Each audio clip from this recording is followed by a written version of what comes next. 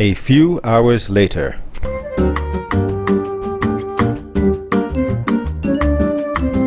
It's not just hypocritical, it's asinine, it's inconsistent, it's nonsensical, and it's completely contradictory. Of course, I'm talking about conservative Inc. The emphasis is on the con. Now you have certain Republicans and so-called conservatives, self-proclaimed conservatives, that have a new mantra. Their new mantra is don't comply. It's a lot different. In fact, that's a 180-degree difference from their previous mantras of back the blue, obey the law, submit and obey, law and order, and of course, comply or die. Welcome to Escaping the Echo Chamber. PragerU, Dan Crenshaw, and Candace Owens are among the individuals now telling their followers, the voters, to not comply with government mandate. Dan Crenshaw tweeted this, and during an interview on Fox News, he actually told his followers, don't comply with the orders that government's going to be giving concerning vaccine and mask mandates. Some people saw nothing wrong with this. What? Some people rightfully called them out and began criticizing the blatant difference in how they're talking about this latest round of tyranny with how they've discussed other citizens' concerns. With the prospect of another round of lockdowns, suddenly there are people who were telling other citizens not too long ago to comply, to follow the law, to obey, who are now saying it's time for us to resist tyranny. I'm trying to figure out what's different about all the other times when they tell us to just comply with the police. What's different? These are the people who will tell black people to just comply, just follow orders. And as long as you comply, you won't get shot. That's not true either, but that's a different story.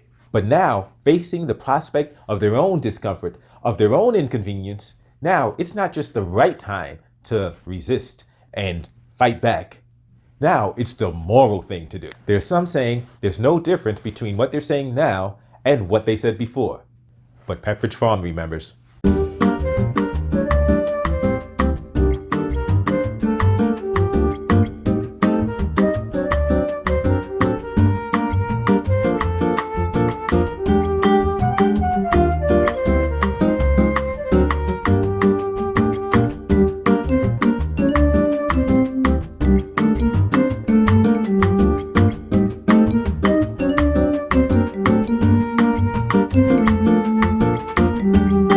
The great thing is, there were some people who had no problem calling out the blatant hypocrisy and the flat-out fraudulence of these perpetrating pundits.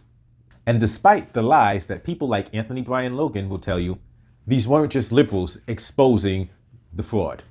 There were some very astute conservatives who had no problem revealing the ridiculousness of this rhetoric in relation to Conservative Inc.'s emphasis on the con. Normal models. You had people like Rhonda Mary, Adrian Norman, and of course, Sonny Johnson and Jeff Charles were not with the foolishness. But I absolutely have to take my hat off to Felicia Killings, who went all the way in. One of the points being made was that none of this was new. This has been told to conservatives, have been told, these complaints have been made by black people for a very long time.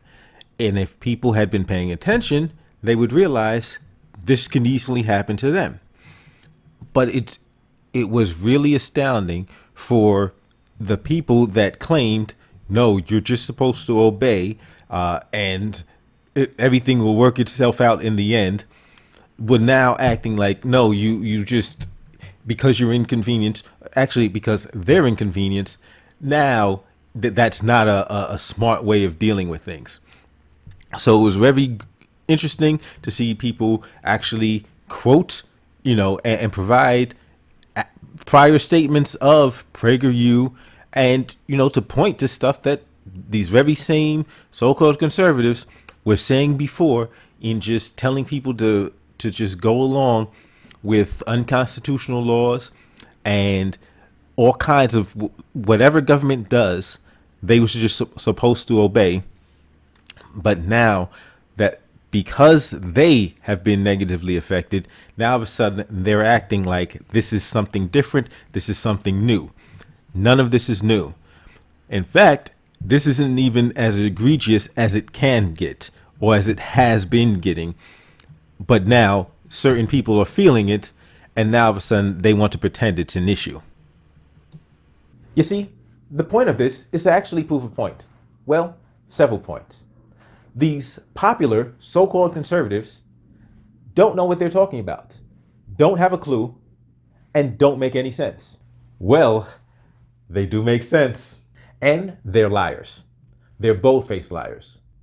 But a bunch of people follow them because they're telling white conservatives comfortable lies. Anthony Brian Logan is a liar. And after the blatant hypocrisy of these frauds was exposed, he came to the rescue to provide a sorry excuse of a defense that didn't make any sense at all. His goal was to pretend that their current position wasn't at all inconsistent with everything they've said before. His goal was to pretend their current position was completely consistent with their normal bootlicking rhetoric. To defend their foolishness, he mentions Eric Garner, Rayshard Brooks, and Michael Brown. He then goes into a defense of drunk driving laws. Newsflash, Eric Garner was not arrested, harassed, stopped, or murdered for violating drunk driving laws. It's amazing that even with the names that he cites, he doesn't want to actually deal with the ridiculousness and the tyranny that black people have been complaining about for years. For years. Eric Garner was murdered for selling cigarettes. Selling cigarettes. If you are going to defend the murder of Eric Garner and then act like you are opposed to government tyranny, you are a fraud. You are a liar. You are a poser. We see through you. And it's particularly astounding that in addition to defending the murder of somebody like Eric Garner, Anthony Brian Logan in particular is a staunch supporter of the drug laws, of the anti-drug laws. So get this. If you believe the government does not have the jurisdiction to tell people what they can and cannot put in their body, vaccines, how do you believe that the government has the jurisdiction to tell people what they can and cannot put in their body? Heroin, cocaine, marijuana. You see, what you don't realize, and fools like you don't realize, Anthony Brian Logan, is that you are the reason why you are now being oppressed. So if you claim that being told that you have to put the vaccine in, that being told that you have to wear a mask, being locked down in your homes, if you believe these are violations of freedom, guess who gave the government the green light to do these things? Fools like you. Fools like you that supported the drug laws, because the drug laws don't just apply to that narrowly circumscribed event.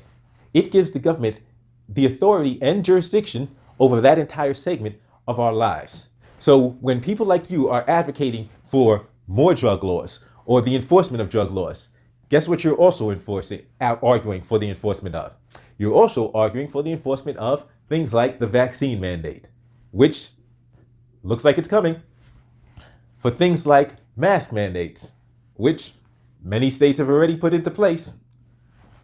But you will cry when you are inconvenienced, but then pretend that it's justified when other people's lives are negatively impacted by these overly intrusive and unconstitutional laws. You see, you may say, but people get harmed by drugs. Guess what? People are getting harmed by COVID. So miss me with the nonsense, because if you're going to say that, well, freedom isn't safe, PragerU, I'm looking at you, then don't try to pretend that, oh, we need to make laws to save people from themselves, from their own potentially poor decisions. People are adults. They have the right to choose what they put into their own bodies. If you agree with that, you agree with that. If you disagree with that and you think the government has the right to make those decisions, then shut the hell up about this vaccine, about any vaccine mandates or any mask mandates, and just comply, as you like to tell everybody else to do. And Prager useless, please make it make sense. Thank you for checking out this video. As always, don't forget to give me the thumbs up, subscribe to the channel if you haven't already, and I'll see you next time. Oh, of course, if you disagree with me, if you think Anthony Brian Logan is right and I'm wrong, and this the Biden administration is tyrannical, and the government has never been this tyrannical, despite the fact that Biden is responsible for a whole bunch of laws that people have called tyrannical since the 80s. But now he's a tyrant. He wasn't a tyrant before, but he is now. Okay, if that's what you believe, feel free to give me the thumbs down and state why in the comment section so I can address it either in the comment section or in a future video. Now, I'll see you next time.